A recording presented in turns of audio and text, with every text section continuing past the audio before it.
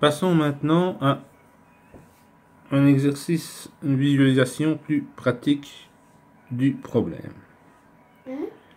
Supposons que nous essayons de connaître soit l'altitude, soit la hauteur d'un bâtiment. Par exemple, je souhaite connaître la hauteur de ce bâtiment-ci. H égale point d'interrogation.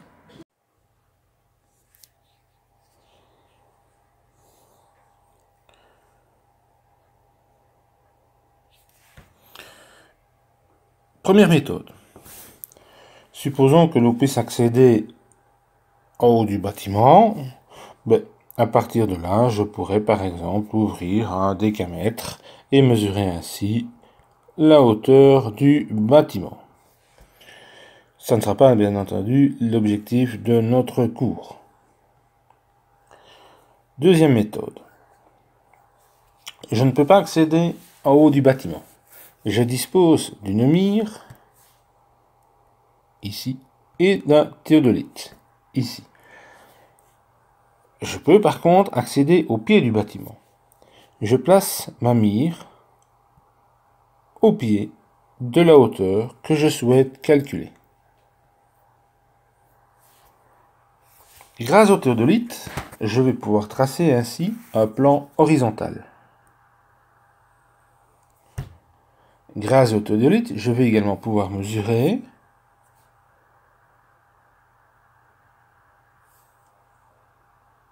un premier angle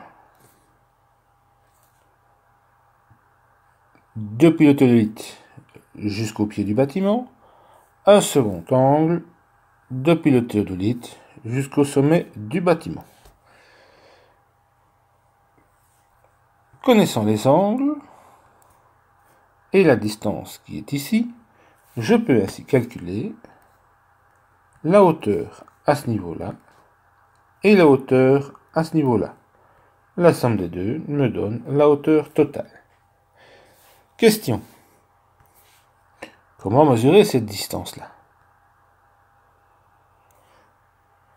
Grâce au théodolite, comme pour la lunette, je peux faire une visée sur ce qu'on appelle le FSH et le FSB, c'est-à-dire le fil stadimétrique haut et le fil stadimétrique bas.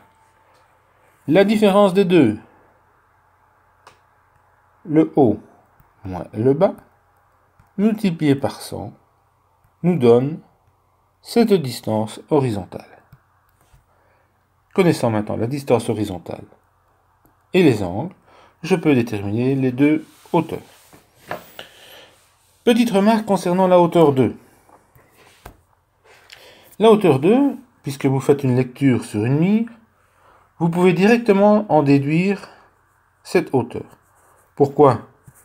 Tout simplement parce que le fil neutre vous donnera la hauteur depuis votre paire ici jusqu'au pied et du théodolite. Ainsi, j'ai déjà une hauteur. Il restera à appliquer le triangle pour déterminer la hauteur 1.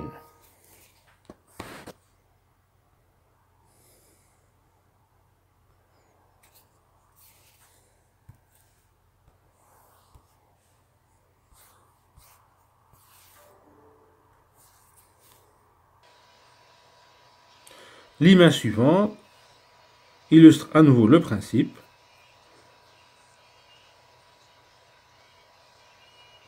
Je connais la distance horizontale, je connais un angle, je peux donc ici mesurer le delta H.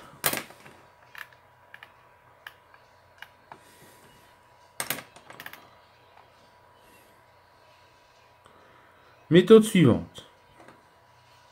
Cette fois-ci, je ne suis pas capable de mesurer directement la distance que j'ai à l'horizontale entre le pied et la mire. Exemple, j'ai ici un cours d'eau qui m'empêche de traverser. Mon bâtiment reste donc inaccessible. Je vais donc devoir trouver une astuce pour pouvoir mesurer cette fameuse distance horizontale. Il est évident que si je connais cette distance horizontale, je pourrais reprocéder comme dans la méthode que l'on vient de voir auparavant, par la mesure des angles ici et ici. Je connais ma distance horizontale, je connais mes deux angles, je peux donc calculer toutes les hauteurs. Dans ce cas-ci, effectivement, si je ne sais pas passer de l'autre côté de la rivière, ça veut dire que ma mire n'est pas présente. Pour ce faire, nous allons créer un triangle virtuel entre différents points. Le point C est le point que je dois viser. Je vais créer deux points A et B qui sont accessibles. Si je peux, dans ce cadre-ci, mesurer la distance entre A et B, si je peux mesurer l'angle qui est ici et l'angle qui est ici, je peux déterminer l'angle qui est là. Et donc, par la formule des sinus, je vais pouvoir déterminer les distances orange ici, plutôt jaune, et donc ces distances représentent mes fameuses DH que je recherche. Pratiquement,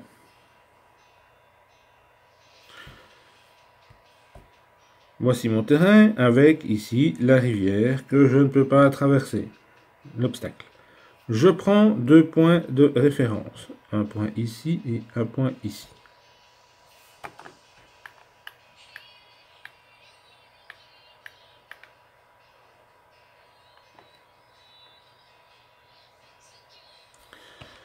Dans mon plan horizontal, je reviens à la méthode qu'on a vue avant, ma rivière est là, je ne sais pas passer.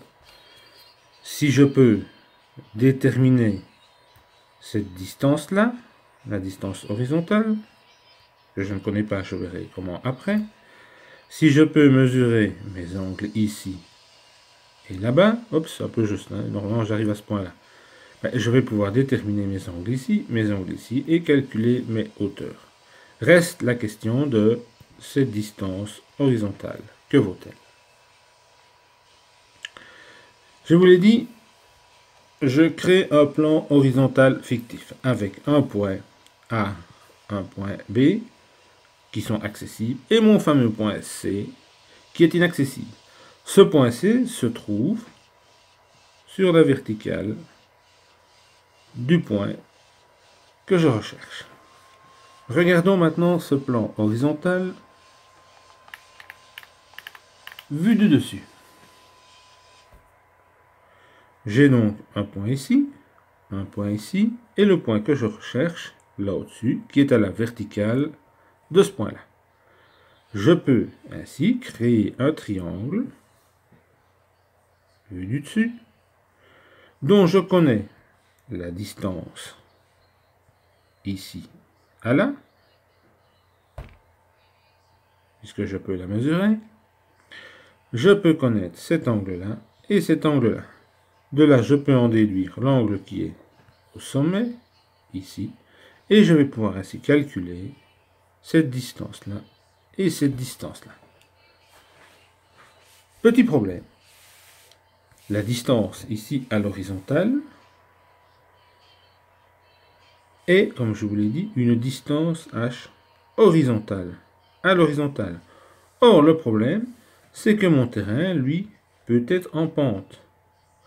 Donc, dans mon plan fictif, je dois avoir une distance horizontale. Nous allons maintenant voir comment calculer cette distance horizontale, qui nous permettra de déterminer les deux autres ici, et par la suite, les hauteurs. Je vais maintenant travailler dans un troisième plan. Ce plan est un plan vertical qui passe par nos deux points A et B qui sont accessibles. D'accord? Donc je vais travailler dans ce plan-ci, plan vertical, que je retrouve bien ici. Ce que je recherche, c'est cette fameuse distance horizontale entre ce point-là et ce point-là. Je vous l'ai dit, je sais mesurer la distance suivant la pente. Pour cela, si je peux connaître la distance suivant la pente, si je peux connaître l'angle par rapport à l'horizontale, je vais pouvoir calculer cette distance horizontale, qui est donc cette distance-ci.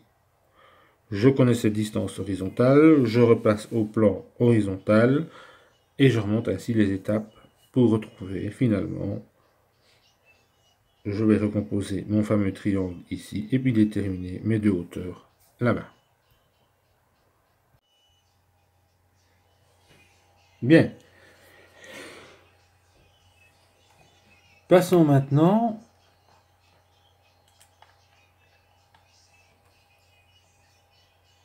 au calcul de cette fameuse distance horizontale entre mes deux points de station, entre mon théodolite en position 1 et mon théodolite en position 2. Je vais donc rechercher cette fameuse distance horizontale. Je connais la pente. Je connais la pente. Ici, je peux mesurer. Ma pente est donc cette distance-ci. Je recherche quoi? La distance horizontale ici, c'est-à-dire cette distance ici. Avec mon théodolite, qui est placé ici, je peux mesurer en visant le point en dessous. Je fais une visée vers ce point-là. Je peux donc déterminer l'angle qui est là. Si je connais cet angle-là, je connais l'angle qui est ici en dessous.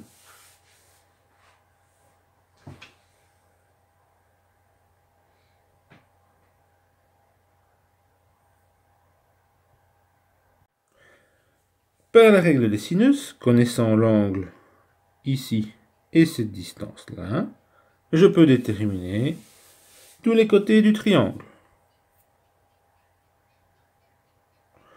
Notamment,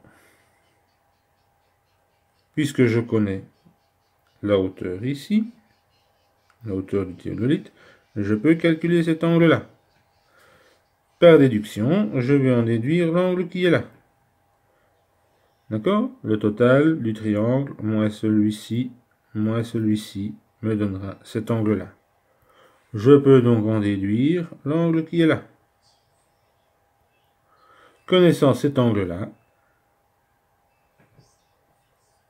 et la distance suivant la pente, plus l'angle ici, je peux donc déterminer ma distance horizontale. J'ai donc fait ainsi tout le tour pour retrouver toutes les informations qu'il me faut.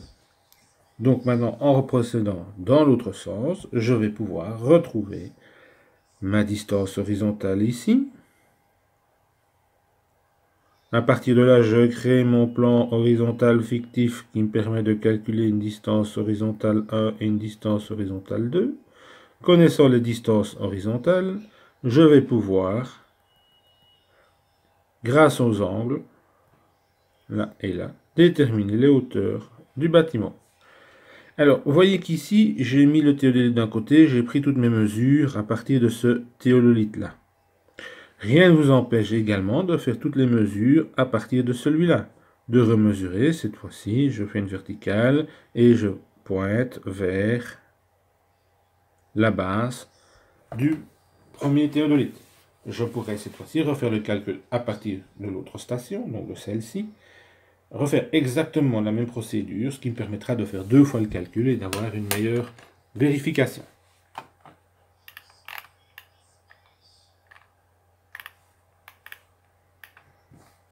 D'accord? Donc,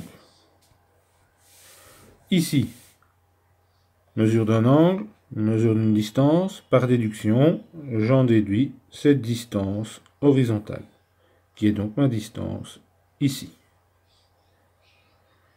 Vu du dessus, je viens donc de déterminer ma distance horizontale entre mes deux stations, ici.